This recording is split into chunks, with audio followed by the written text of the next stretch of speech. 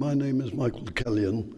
For those who don't know me, looking around, there are so many familiar faces here, I don't think I needed to say that. But I'm representing Wimbledon Synagogue Israel Committee, who are holding this event in conjunction with the South London Israel Forum. Now, I wanted to say to the three of you, I wanted just to say a little bit about Wimbledon, because most people, as I was saying to you earlier, only know Wimbledon for the tennis. They don't know that there are a few Jews who live in South, not as many as there are in North London, but there are still a few of us. We're a Reform synagogue and community centre that will be celebrating its 75th anniversary this year, and in our current building for 25 years. We're the largest synagogue south of the Thames, with some 700 members from all over southwest London. We've got 80 children in our cheder, and we have a youth worker. We have a very full program of religious, educational, and cultural events led by our energetic Rabbi Adrian and board, as well as our community and care, and probably the most complete Jewish library in the area. And our Israel Committee and South London Israel Forum are particularly active, arranging about 6 meetings a year with speakers from all political wings, as well as the country generally. Now, why are we here tonight? Having, I believe, just completed a whistle-stop tour across the East Coast, you said, in the United States, sometimes speaking 5 or 6 times a day, we're privileged to hear Ronnie and Shani at one of only 4 meetings in the UK, alongside Manchester, Leeds, and Bournemouth. And they've travelled to us, especially from Bournemouth, this evening. Ronnie and Shani are residents of 2 kibbutzim near the Gaza border and were eyewitnesses to the atrocities on October the 7th, and both continue to be refugees from the Gaza border today. Ronnie is a mother of 4 and grandmother of 2, and is going to tell us about her experiences as a medic treating the wounded under fire. Shani, as a mother of 2, will describe her experiences whilst the attack took place on her doorstep. There'll be a Q&A to follow, and the evening is being recorded on YouTube to be seen shortly after the event itself. And we'll end with a few words from my friend of many years, Harvey, Bratt, from the UJIA, who will tell us something about the charity's work. And it's the UJIA who have brought us our speakers this evening. So, over to you.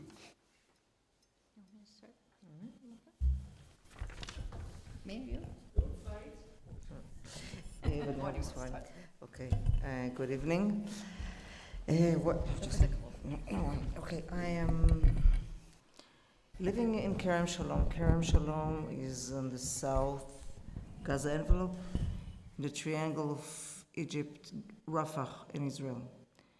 You might heard about Keren Shalom crossing, all the goods to Gaza going through Keren Shalom border.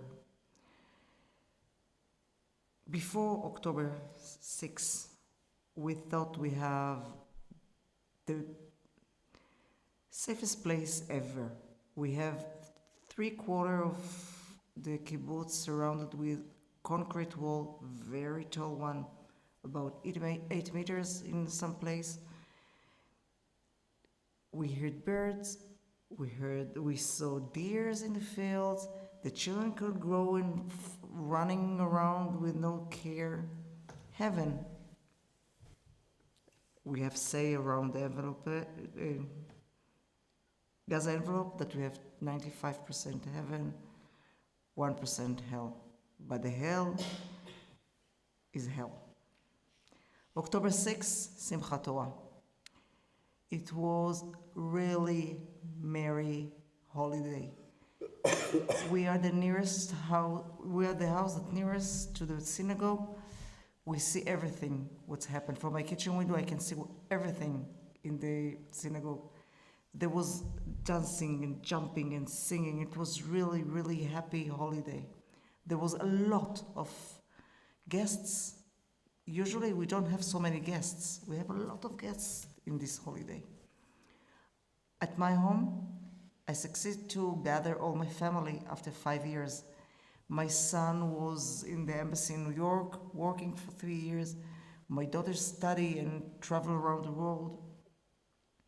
So it was really big fest. In the end, my son went to meet his friends. I didn't saw them for 3 years. And he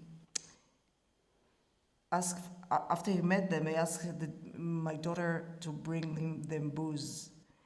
You have to understand, my husband was the head of security in the kibbutz for long years. In his eyes, they are children. He forget they are already 30s, married with children, but they are children in his eyes. So he opened, I don't know why he's opened the bar and took 2 half bottles of arak. Very old arak. They're from my mom's bar. My mother is not with us 18 years. 18 years my mother passed away. So it's very old booze. My daughter take it and they got drunk. Lucky us, because the plan was to drink a little bit and go to Nova Festival. About 15 young people supposed to went to the Nova Festival and didn't went because they got drunk. October 7th, 6:30, we wake up with rain of missiles.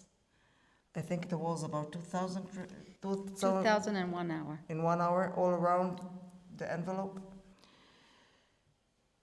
It was really, really frightening because you understand, my daughter was there with her friend, my son was at home, there was a dog, and and my husband and I, all of us going to the shelter, and it's not so big, safe room. Immediately my husband said, there is terrorists in the kibbutz. He started to organize everything. We are volunteering Hatzala, United Hatzala, you know? Hatzala? Ichud Hatzala? It's only in Israel is Ichud. It's a volunteer volunteer all around Israel. And he started to take everything. We have helmet? No, yes? Helmet? Yeah, Helmet and vests and the bags. We didn't know at the time that something like 15 minutes before, another guy that lived in the other side of the kibbutz, in the end of the wall, put camera into the wall. The daughter is waking up and sees something weird in the camera, wake the father up, and he understood immediately there is terrorist calling the head of security. And this is our second miracle that happened, because this gives us some few minutes ahead of the terrorist. Our home is not near the border. We are the border. We are living 30 meters from the border. So we are the border. We are the closest kibbutz to the Gaza border.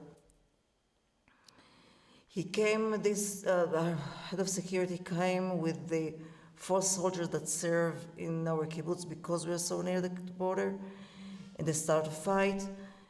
Immediately one of the soldiers hit very badly in the stomach. He's alive, lucky us. And they start battle inside the kibbutz. We are in the shelters here, very strong booms. We understood later that they bombed the wall and they opened it like a door. Lucky us, we have a wall because they couldn't go with the motorcycles and the Toyota standards, they couldn't go inside.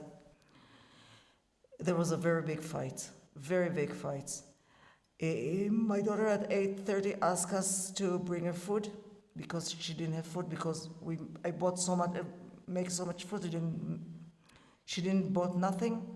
My husband asked for the security of the team in the kibbutz to go to her house to bring the food. He's running. When he came back, he see two members of the first respond outside of our home. He gave them water because it was really hot. And then about 10 o'clock, before we have phone from the head of security. We have solar field. I'm sorry, I'm a little bit We have solar fields in the edge of the kibbutz. The head of security of the solar panel called the head of security and said, we have I see some terrorists in the field. They start battle between them, and at 10 o'clock, from somewhere a chopper come, Air Force chopper, and he called the head of security and say, I don't see nothing. The panels like this, all the terrorists under the panel, you cannot see them. He asked him to throw a bomb. He threw a bomb and more than 50 terrorists go up and run away. The chopper deal with them. Meantime, we get from you have to understand, all the time the team go from one side to another side from the kibbutz. In the other side of the kibbutz, a woman calls, say, we have terrorists inside our home. So all the team running to the other side of the kibbutz. Around 10:45, we got a phone, come please, we have bad injured. So we take all the suit. Usually I cannot pick up the bag, it's too heavy for me. I don't know how. I put the helmet, put the vest, put the bag, and running like a deer. When we are we have like two houses together. When we're coming to this house, I see in front of us about 20 meters a terrorist aim with a gun to us, with AK. I'm telling my husband, offer, they're shooting us, and I pull him off behind the cypress tree and go after him and said, ouch. 2 hours later, understood that I got hit from the bullet. Nothing ever, I have no sign, nothing. But I'm really, really afraid. And one of the guys tells, I'm looking for you, go up behind the house, it's much safer. I'm separate from my husband, running. See the first guy, one of the guys of our first response, he was dying already, I couldn't do nothing. And I'm running through the terrorists. I see in front of me there is a house of the generator, it's concrete, and the one guy that was standing near our home, we gave him water before, lying. I just run to him and I see again, he's no pulse. I'm now 10 meters from the terrorist. And now I have to go back to the house that we have been injured, and I'm terrified. I couldn't move. The guy that stand and guard on me tell me, go, I will cover you. I'm running and I remember shouting, keep eye on me, keep eye on me, keep eye on me, keep eye on me. And then I go to this house. I know this house, I've been there several times. I didn't recognize him. Everything was blue from inside, outside. There was 2 soldiers on the kitchen window, the other on the bathroom.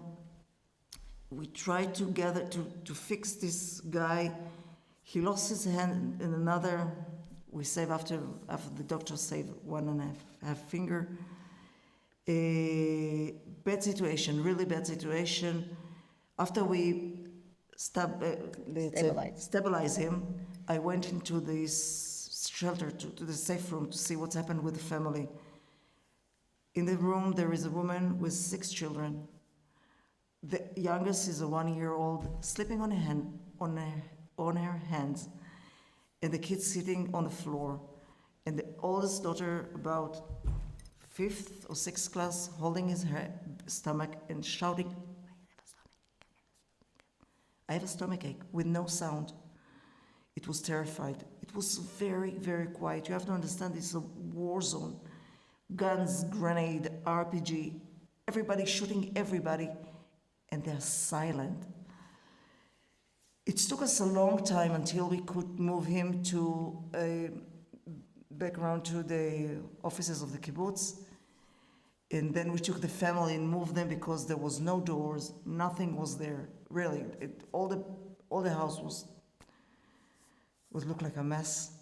We went to the offices and I saw the first guy that took care of me, covered me, was lying there. He got hit from RPG. We deal with them. We were 4 medics and 1 doctor. We deal with them. And it took a long, long time until we could move them to a field hospital in village near us. It was around 5 o'clock. One of the smartest things I did is asking for all the people who were in the offices, let's clean the offices. Because when we evacuate, all the community went into the offices. So they didn't saw the butchery zone. It was really a mess. Around 5:30, we decided, the head of the community decided that we have to announce the family that the dearest of them are dead. Usually in Israel, you cannot say nobody this announcement. There's policemen, the army, social worker, psychologist, you cannot do it. Lucky us, we have psychologists in the kibbutz and social worker. So we went to go to tell the family. We split to 2 groups and asked me to go to one of the families. This was the hardest thing I ever done. The boy, he is 5th class, started crying. I need my daddy, bring my daddy. Who going to teach me the Kohen prayer? It was really, really hard. Around 11 o'clock, I came back home. And after I cleaned myself, I asked Ofer, what about Avi? Avi is the dearest friend of Ofer. There was joke at the family that I might his wife, but he was his partner. They was always together. And he told me, I don't know, he doesn't answer me. So I called his wife, and she told me Avi died. This is how we finished October 7th. We stayed on the safe room until Sunday, 8 o'clock in the evening. No electricity, nothing. We couldn't get out of this safe room because there was still terrorists in the kibbutz. They evacuated us to Eilat, to hotel in Eilat. We got there at the midnight. We got out of the bus, and if you ask me what happened in the next 5 days, I have no idea. I was unconscious with conscience. I don't know how I got to the room. I don't know if I ate, I didn't eat, if I slept. I don't know. I don't know what's happened. We stayed at the hotel about 3.5 months. I don't know if you remember how the hotel in Israel looked like, but imagine family in one room. We were 2 kibbutz in one hotel, Keren, Shalom, and Nir Oz. Everybody know what's happening in Nir Oz. It was very, very hard. We moved to Ashalim, it's student dorms, and again, try to figure out a family going to a dorm. And this is where we are, and we cannot go back home because we are in a red zone. It's meant that we cannot go back until the army will tell us we can. We are the closest kibbutz to Rafah. And now there is 1.4 million Palestinians just around, behind the wall. And I have to say something. I'm wearing orange to remind myself, Shiri, a very dearest friend of mine, Shiri Bibas, with a 2 redhead. This is the reason I'm wearing orange, just to remind everybody, the Bibas family. Thank you.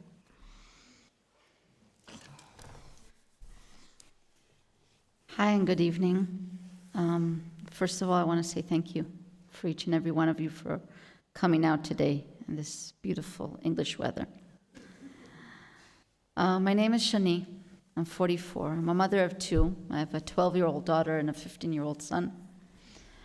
And as Rony said, up to October 7th, everybody that lived in the Gaza envelope always used to say we live 95% heaven, 5% hell. This is what we believed in because we felt very safe in our homes.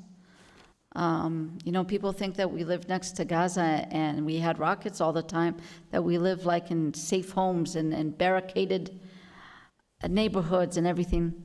My house has huge windows, floor to ceiling, and sometimes we forgot to lock the door at night. One time we flew to a vacation and left the keys to the car in the car, came back, it was there, everything was fine. The night before, on October 6th, my 12-year-old daughter took her skateboard and left the house. And as she was leaving the house, she said with this handshake, "Mom, don't worry. If there'll be rockets, we'll go into the shelters and then we'll collect our skateboards. Bye." And I said, "Bye." And she left, and all the young people of the kibbutz were out and about until 3 o'clock in the morning. All the parents were sleeping because we knew that our kids knew how to handle rockets. On October 7th, I got up at 6 o'clock in the morning, and I was preparing to go on my bike ride. I usually ride by myself. Again, very safe place for a woman to ride by herself in the fields. And I go to Zikim Beach, I go to the Army base, I go to Netiva Sarah, and just tour around and come back to Zikim. And that morning, I looked at the clock at 6:15. I remember looking at the clock. I remember sticking my head out the window and saying, "It's hot, but it is not as hot as it was last week." Usually, and my neighbors know this, if we say that we're leaving at 6:30 in the morning and we're going out riding, if they're not outside by 6:30, I'm leaving them.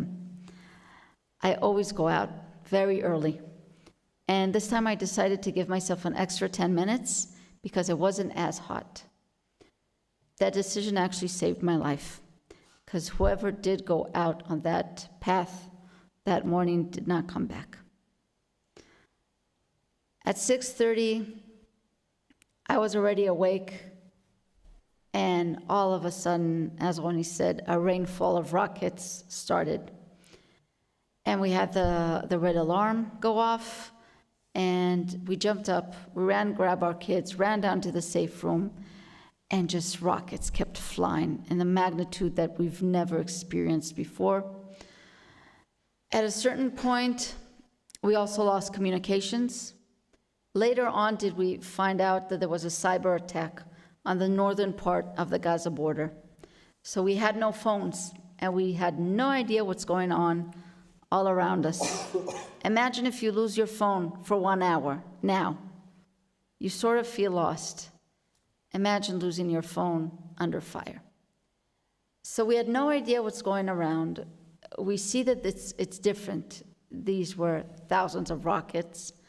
And at a certain point, the ammunition from the Iron Dome that protects Ashkelon ran out. Other rockets that go from Gaza towards Ashkelon and towards that direction, the Iron Dome that protects Ashkelon is located between Zikim and Ashkelon. So if a rocket comes from here and the Iron Dome goes here, what's immediately underneath? Kibbutz Zikim. If you imagine the Israeli map, Kibbutz Zikim is located, if you go all the way down the Mediterranean, there's Ashdod, there's Ashkelon, and there's Gaza. And right before Gaza, it's Kibbutz Zikim. You have an army base, you have the beach, and you have the kibbutz. And now there's no more ammunition in the Iron Dome, and rockets are starting to fall all around the kibbutz and inside the kibbutz. In my street, 2 rockets fell directly. One of them fell 10 centimeters away from 2 barbecue gas balloons. The second miracle is that the rocket didn't explode and the gas balloons did not explode. The other rocket hit my neighbor's car directly. That did explode. And we heard that something big happened outside. My husband ran out to see if someone was injured. Luckily, it was only the car. They put the fire out, and someone from the emergency response team came up to him and asked if he could bring his car and help them evacuate wounded people around the kibbutz. So from that point on, we split, and my husband went with the emergency response team, and I stayed at home with the kids. Rockets kept flying over, and at a certain point, we're starting to hear different sounds of ammunition that we've never heard before. And I remember hearing this and asking myself, am I hearing gunshots? And then just different things. Later on, did we learn these are gunshots, these are RPGs, these are grenades being thrown and exploding. And this is 200 meters from the house. In Zikim, and all around the Gaza envelope, there are certain people that always have a small suitcase ready in their car. In case of rockets, they take their kids, they put them in the car, and they drive out of the kibbutzim so the kids don't experience the rockets for long. But now, you can't allow people to leave the kibbutz because there are terrorists all around. But no one knows this. Only the emergency response team, they know because they're fighting the terrorists. And all the people that we know usually go into their car and drive. Everybody's afraid that they're going to do that. So my husband and someone else started running from door to door under fire, telling people that there are terrorists all around and they're not allowed to leave the kibbutz. Today, knowing what he did terrifies me because you're under missile rockets, they're falling all around, and there was fighting going all around. At that point, I did not know, and I'm happy I didn't know. We did not know what's going on in different kibbutzim next to us because we had no cell phone, we had no communication. Most of the kibbutz did not have electricity. At a certain point, we got cell reception back, 1,000 messages going in, 1,000 messages going out, and that's when we were starting to hear rumors and different pieces and parts of information that something very big is happening around. There are rumors of 400 people dead. Like, you mean 400 people? Unheard of. My next door neighbor is a single mom of a 7-year-old kid. That weekend, her daughter went to the grandparents' house for a fun weekend at the grandparents' house. They live in Kibbutz Nir Oz. When she called her mom and her daughter were in the safe room. Her father was missing. No one has seen him since 7 o'clock in the morning. When they called her sister, someone answered in Arabic. Her sister was kidnapped. Her father, later on, they found out he was murdered. They never found his body. They took a lot of bodies back into Gaza. And again, we lose all communications. So you get these pieces and shreds of information, and you lose everything all over again. And rockets kept flying overhead and falling. In the kibbutz, the emergency response team fought. The other miracle that we later on found out that happened in Zikim, which actually saved the entire kibbutz, is that a Navy observer that sits in Ashdod, she sees everything that's going on, and she picks up the phone and calls the head of security of Zikim, telling him, look, there are hundreds of terrorists heading towards you. Some of them we managed to stop, but a lot of them are heading towards you, towards the army base, towards the beach. That gave him 2 minutes, a 2-minute warning and a 2-minute advantage to get to the fences. He sent the emergency response team, and they got there just before the terrorists came. Initially, they thought these are IDF soldiers because they came in an IDF car. They killed all the soldiers, they took the car. And they started going out of the car, and the third one comes out with an RPG on his shoulder. The IDF doesn't carry RPGs. And then a battle started. They tried to blow up the fence. Lucky for us, because the emergency response team was there, they managed to kill them, the terrorists. some of them at the spot, the others dispersed around the kibbutz. They hid in the cemetery, they hid in the orchards, and they kept fighting all around. But the fact that they got there 1 minute before them and not 1 minute after them actually saved the kibbutz. At 7:30 at night, two Shabak cars, Shabak is like MI5 or two Shabak cars come into our street. Someone from my street, her father used to work in Shabak, and she called his friends saying, I need help, I need assistance to get out of the kibbutz. I'm with very young children. We don't know what's going on, and I need help. So two cars came. They said, we think the road is relatively open. We're going to escort you out. So they took the first group out of the kibbutz. Then they came back, and they told me, drive straight, drive fast, don't stop, just go. We think the road is clear. I said goodbye to my husband because he stayed with the emergency response team. I turned on the car. I put the suitcases in. I opened all the doors. I told my kids, run to the car. We ran to the car, started driving under fire, heavy fire. And my daughter picks up her phone and takes a video of the sky as we were leaving the kibbutz, and you just see dozens of rockets fly overhead and explode. I went to Kibbutz Suba, which is a kibbutz next to the Jerusalem. That's where I was born and raised. My family still lives there. Usually it takes me about an hour and 10 minutes to get there. I was there within 40 minutes. I just flew there. Not telling my children how afraid I was. That drive, I saw the rockets. But we did not stop. I went through red lights that night. I did everything. We got there. That night, our kibbutz got text messages saying, if you're evacuating from the kibbutz, go either to a hotel in the Jerusalem Mountains or to a hotel next to Hadera. This is 2 hours apart from one another. And that decision actually divided the kibbutz into two. Half of the people went right, half of the people went left.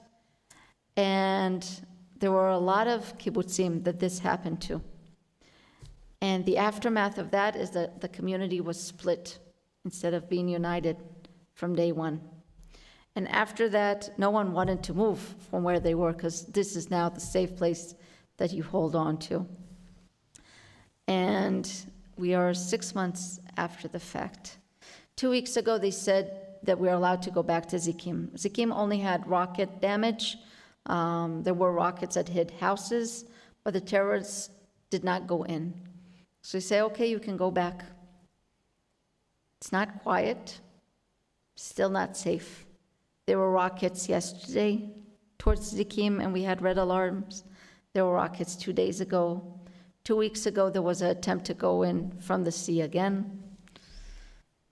But we're going back because we made a decision that we cannot move forward being displaced around the country. And we need to go back in order to move forward. I don't know if it's the right decision. My kids said, yes, we're going back. We need to be home. And we shall find out. But on April 7th, exactly 6 months after leaving the kibbutz, my family's going back. Thank you. And I have to say, I won't say both of us, but my story is optimistic because I'm alive. Not everybody can say so. And for the northern part of the Gaza border, we were very, very lucky because the terrorists that came to the beach killed 19 people at the beach. They killed soldiers that were there. You know, when the rockets started, everybody ran into the small shelters and into the bathrooms. They renovated the entire beach, so they had new bathrooms that were made out of concrete, and the teenagers and the fishermen, they all ran there to hide from the rockets. But that meant that when the terrorists came, they just walked in and made sure that no one left alive. So 19 people died at the beach, 8 people died in the base right next to it, another 6 in the base next to that. In Moshav Netiva Asara, which is a moshav next to us, I worked there for 4 years.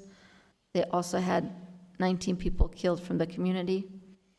And the people that came into Moshav Netiva Asara, the terrorists that they managed to kill, after that, in their pockets, they found maps of the Moshav itself with the names of the people, with little notes saying, the window on the west side, the lock is broken. The door here would be easier to access. There was a handyman that worked for 30 years in Moshav Netiva Asara that kept notes of everything for 30 years. This is someone that everybody thought is their friend. And he knew exactly where to send the terrorists. And unfortunately, from the people that died in Netiva Asara, it hit 3 families very specifically. One of them, the father was killed. His name was on the list. The father was killed in the Moshav, and the son was killed at the beach.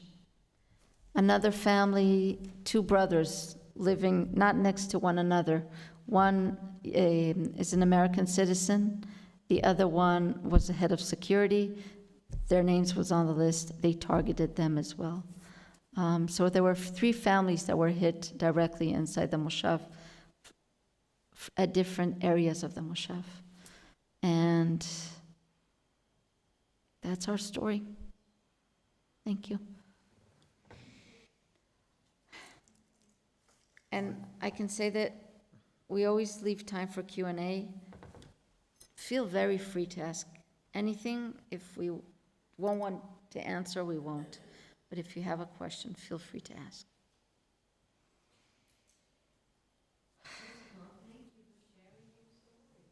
Thank you.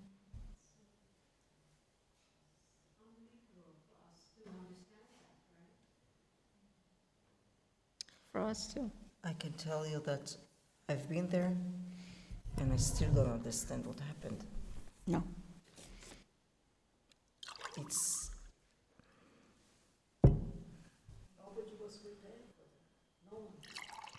We never thought it would be possible. No, we thought we prepared that with one of settlement, kibbutz, moshav, something, maybe 2 might go some terrorists. They found 3,000 bodies of terrorists. I don't know how much was there, really. Bodies Of dead terrorists around the Gaza envelope. Nobody knows. Nobody knows the numbers, In but Iran, thousands. a whole bunch of village from Gaza went into children, women. When they say they're in, no more of him, None involved. not involved, I don't believe it, because we saw families went into rob the kibbutz. Families killed, kidnapped bodies.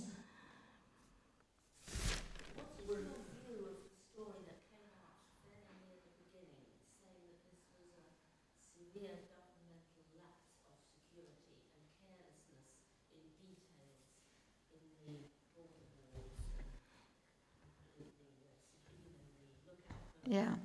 There are a lot. There are a lot of questions to be asked. What happened?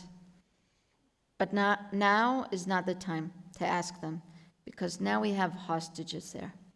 And 100% of our focus should be to get them out as soon as possible. When that's said and done, that's when we go into that. Even for ourselves, we can't dwell on that now. We just can't. So I hope you can ask me the same question very soon when the hostages are out. But right now, I don't even go there, in my mind. If people want to come back, have they got homes to come into? Well, I can tell you, we have houses, but we don't have windows. And nobody can come and repair it because it's Too dangerous. Too dangerous. So until they don't fix our home, we cannot go back.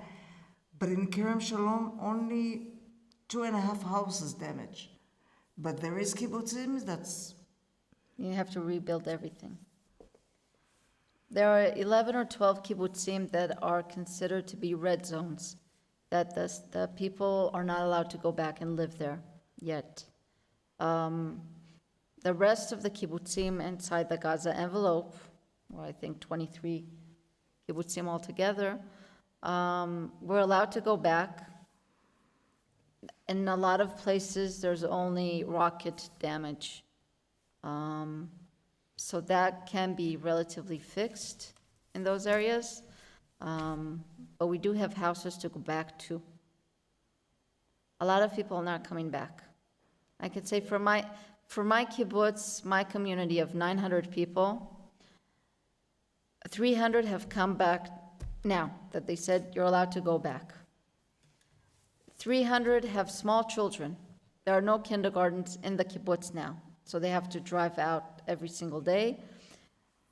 All the kids from the Gaza envelope have moved between either 1, 2, 3, or 4 schools since the beginning of the school year, and they don't want to do that again. So they decided, everybody that has young children, if it's for security reasons or if it's not to move the kids again in a school year, to stay out of the kibbutz until the end of the school year. And 30% of the people said we're not going back again, which is heartbreaking. in our area. It's too fresh, and we don't know yet if we're going or not, when, in what situation. We don't know. We don't know. And you have to remember, our kibbutz is really, really small. We have only 47 families in the kibbutz. It's really tiny kibbutz. So each one say that it's not coming. It's wrong, but nobody speak about it now. By the way, the safe rooms are organized so that you can stay for a long time there. What about toilet, water? No, it's for 10 minutes. Yeah. 10 to 15 minutes, that's all. They were built to protect from rockets. You know, in Israel, after 92 in the Gulf War, when the rocket From Iraq. threat was actually acknowledged, they decided that any new house that's built, you have to build a safe room. Safe rooms are equipped to deal with rockets. You go in, there's an alarm, you go out after an hour or something. There was no mechanism of locking the safe rooms from within, and for a good reason. And the reason is so no 5-year-old kid would lock himself in the safe room without an ability to take him out of there. But times have changed. Do you know anything about the lady that was taken with the 2 children, the baby and... Shiri Bibas, her friend. No, we don't know. I know there is a radical group, not Hamas, not Jihad, something else They took have- her, and we don't know what's happened with her. Nobody saw her. Yeah. Are you saying that, I agree that now is not the time for a big investigation into what happened, but obviously it was a huge security lapse. I mean, you as members of the kibbutz might be responsible for a certain amount of self-defense, but you're not responsible for looking after the area and preventing Arab infiltrators. I mean, that's the job of the IDF or whoever else it is. And the fact that there was a huge failure there, huge failure. Enormous failure. Yeah. And are you saying that the same people that were in charge then are still in charge? Because that's bad. They should have gone immediately. They should have been thrown out immediately. You don't wait. I mean, in the Second World War, if a general fails, he gets replaced, and they send in another general. They don't say, "Oh, well, you failed, but have another go." This is not our response to say to the general, go home. It is. Not in my position, it's not my job. It's the job of the public to put its voice forward to the government. It's not the time now. The It's public not is time. hurting. The public is When Memorial time, we're still We're in mourning shock. and we're shocked and we're trying to get out of it. I agree with everything you said, but to go out and to fight for that now would be to change the focus. But a lot of people want election now. Yes, And a lot of undoubtedly. people doesn't, so. Yeah. So there's What he did, it's not forgivable. there's this and this, and we can agree, but It's not forgivable. I would never forgive him that. Never. I'm very angry at him. we're very angry at a lot of people. I can say that. We're very No, angry. not just at- about him, a lot of We don't people. know the truth either. We don't know, is it true, the rumours that we hear, that he gave things to Hamas because he thought if he was nice to Hamas, Hamas would be nice to him. I mean, we don't know how much of this is true. This is all, And we will never know. I hope we will know. It's like in 73, after 50 years, when everybody is dead, then they opened The protocols. protocols. In Israel, they lock the protocols for 50 years whenever something big happens. So the Yom Kippur War in 73, the protocols were opened in October of 2023, 50 years later. And this is when Golda got a tiny bit of redemption because they said, okay, she was not the only one responsible. The COVID protocols are locked for the next 50 years. So by the time they open them, everybody involved would be dead. Unfortunately, This is going to happen again. October 7th protocols, we won't see in our lifetime, so I don't have a good answer for you. I hope you will.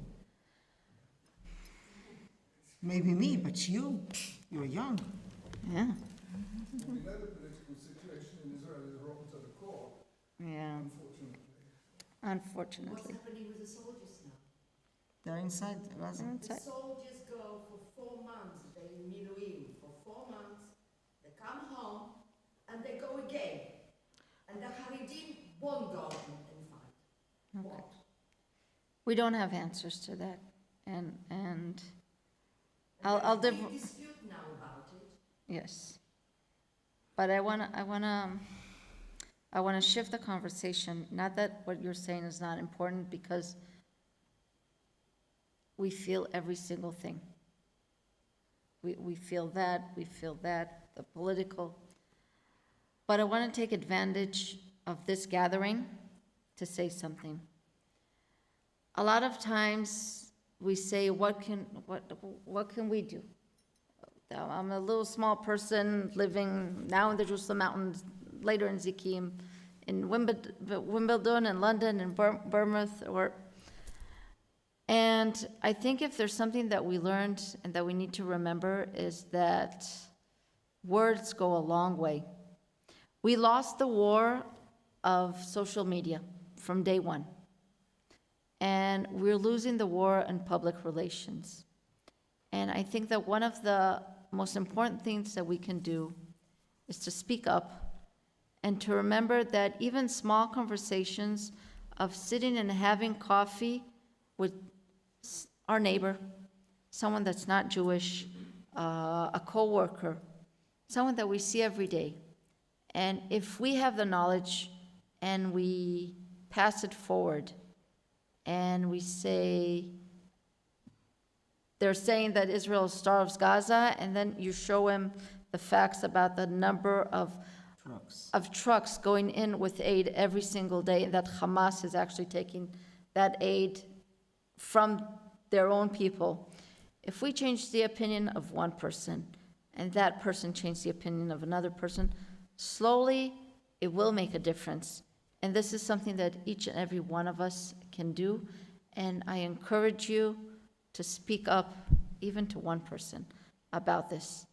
And there is so much important knowledge out there. And you can follow, if it's on social media, if it's Noah Tishbi, or Yosef Haddad, or Elon Levy, that are doing magnificent work here in. Not enough, but you can't put everything on their shoulders. I think it's not how much they want to speak. It's how much people want to hear. exactly. People would hear if it will be daily. No. If somebody's stuck with his mind or with their Opinion. opinion, sometimes it's much difficult to change it. Antisemitism is scary now, scary, all over the world. Yes, Very scary. yes. So there is no safe place. No. How the children coping with the situation. It's depending which family. Which family and what they saw and where they come from. I can tell you the family that saw the father hit, wounded very, very badly. The other, it's depend again. I could say for my children, I had this conversation a few weeks ago with them. And my 15-year-old son, he said, I think you did a good job because at the day of everything, when everything happened, you filtered the information that we got, which, Smana. He told me that I filtered the information for them, and we, as a family, we always talk a lot amongst us. And for us, one of the most important things is our daily dinner. We always sit together, we always have a nice dinner, and a lot of people say, why do you think it's so important? I said, because for my family, this is part of our resilience. The fact that we're a very close unit and that we're able to talk to one another. It's that connection we have between us. So having gone through this, and it's been a very difficult period for us. I can say my son needed peace and quiet, and my daughter needed the hotel with all her friends. My husband ran the evacuation program for the kibbutz at the hotel, and I needed to get out of what I felt was a circus there. So at a certain point, I took my son, and the both of us lived at my mother's house. We shared bunk beds. He's 15, and he shared a room with his mother for 2 months, and my daughter and my husband were at the hotel. So we were very divided for a long time. But the fact that we came back together and we're having these dinners and we talk about it gives us a lot of strength. And this is something I encourage everyone to do on their day, everywhere, because for me it proved that this can give you strength when you need it, and it was built up from before. Your hearts are there, and it's felt. The hug, it goes both ways. I just remember, it jumped into my head. Rabbi Yehuda Halevi said, ליבי במזרח, גופי, אני במערב וליבי במזרח. Yeah. But Chen, I have to say something. I shared it in Bournemouth when we were there. Seeking out mental health help was very easy in the first month or 2 months because there were so many volunteers. Wherever you went, there was a therapist. You want to talk.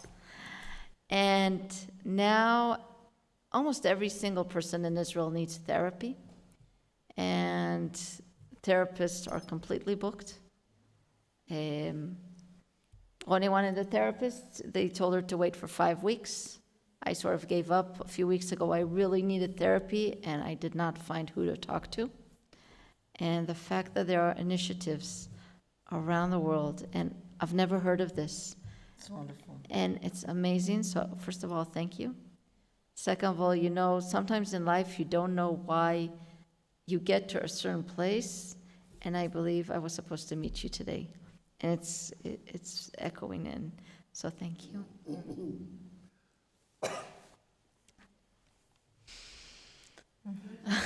And I made you cry again for the second time. You are the blame. Yeah, I made people. And thank you, everybody, for coming out. And when you drive home in this wonderful weather, please drive carefully. We know the truth. We know what's happened there. Talk to a lot of people that are not Jewish or Not enough. Not enough. I can say one of the moments that I was very proud of what we've done Rona and I also went to the States, and we had a meeting there with different government officials. There was a senator there, there were a few mayors, archbishop, just Muslims, just different people. And there was a parliament lady that sat, and beforehand, someone told us, she's on the fence, she goes to the other side a lot, and she usually roots for the Palestinians. And she heard our stories, and there was a very interesting Q&A there, because different group, no one was Jewish, everybody came from different backgrounds, and she told us in the end that she was on the fence for a long time, but she knows which side she's supposed to support now. And for me, I said, we did it. I changed one person. And This is much difficult. yeah, slowly but surely. But one person at a time. There's nothing more that we can do but that. My daughter had, because my daughter worked for some years on the crossing in Keren Shalom. So she had connection, and they knew she's living in Keren Shalom. They know she's pregnant with the first baby. They know a lot of things. Because, you know, when we walk together, You build relationships. Yeah. you cannot trust nobody. I feel now that something in me died. Yeah. This is our difference between us and them. We dignity the life and the dead. They don't dignify nothing. Nothing. It's a big difference. I don't have a good answer for you. I think that the fact that you do recognize that we have to be out there, we have to speak up more. I know for me, when I want to get knowledge, I follow a few accounts. If it's Yosef Haddad, Noah Tishbi, Elon Levy, because they are putting out facts and a lot of information that's very articulated and very specific. I will find, there's a list of websites that have a lot of information that you can use and put out there. I'll make sure I find the list, I'll send it through Harvey, it will get to every community that we go to, and just get knowledge at that point. It's almost 9 o'clock. Almost midnight. After Bournemouth and now here.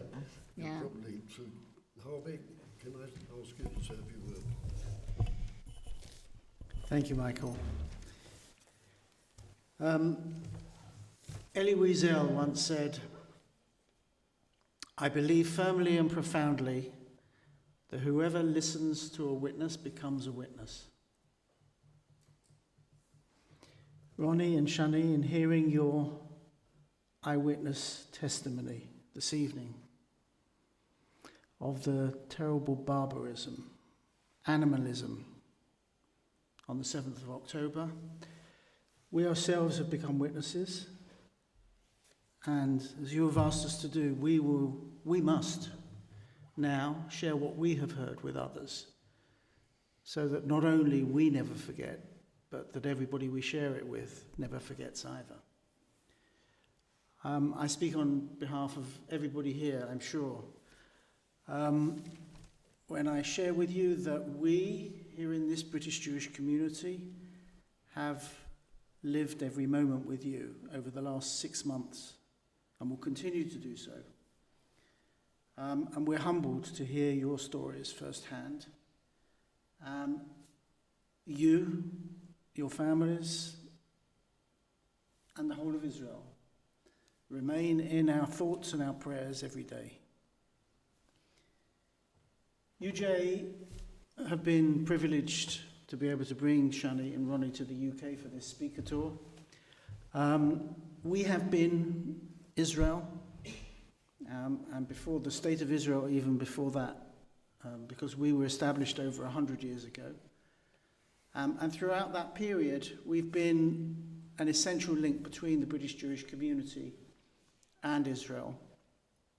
And never more importantly than in these unprecedented times, when through UJIA the British Jewish community has been able to show the unity, the love with Israel, with Israelis, in the same way as Israelis themselves have been united, probably as never before.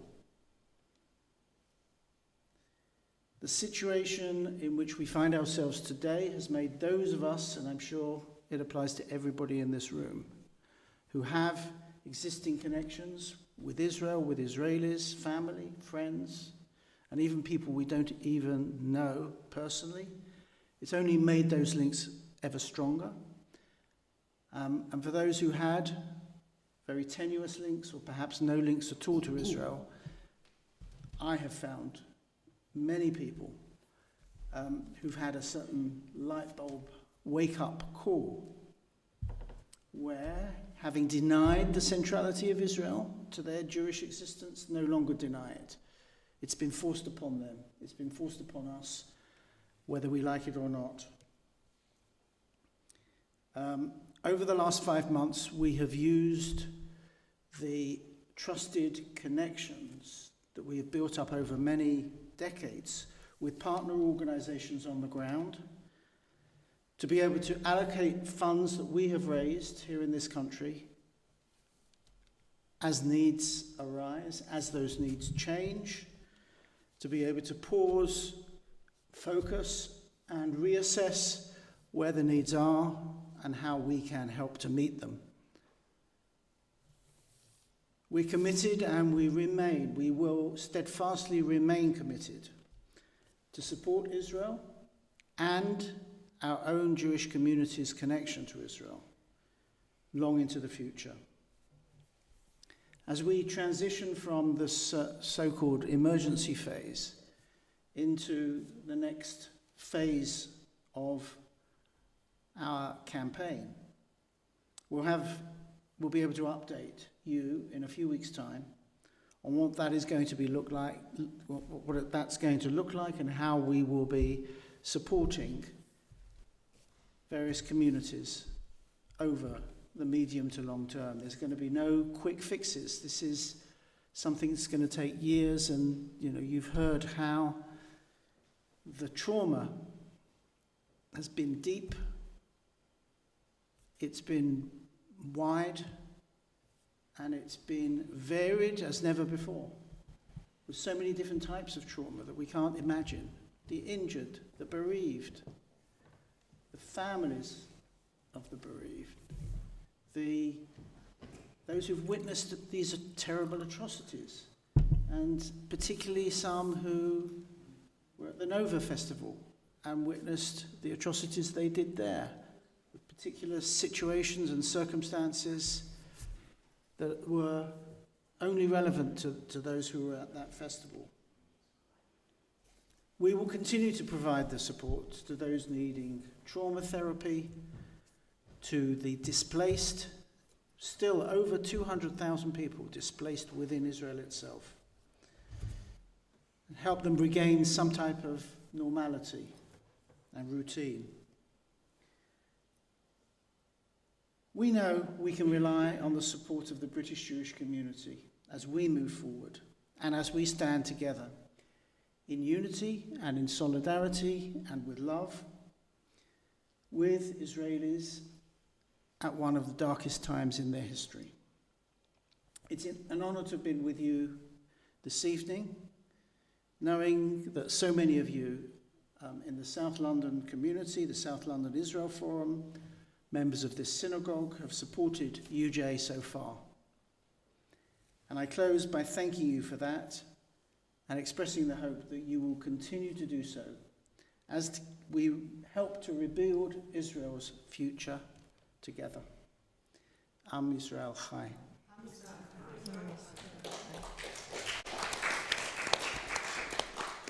Thank you, Harvey. Judy. Can I, on behalf of Wimbledon Synagogue and the South London Israel Forum, thank you so much for coming. It's nothing like hearing it firsthand. We've heard so much over the last 6 months. And it was traumatic here at the Synagogue. We were celebrating Simchat Torah when it happened. So we have been on the journey with you. We've also recently adopted one of the hostages, Segev Kaplan, I think his name is. So we say a prayer every Shabbat. We feel it. We feel with Israel, and we thank you so much for coming because we feel your pain. Wish there were some easy answers, but there clearly aren't. And we all have to be strong and resilient going forward. And I think not to foster internal anger, because that is destructive. We've got to foster a way forward for ourselves as supporters of Israel and for Israel itself. I don't know how trust can ever be built again with the Gazans after what happened. Your story of 30 years working with the Moshav or Kibbutz, trust would have been built. Trust is totally gone. So how that trust comes back again, I do not know. But I think we have to stay resilient. We need to thank you for coming.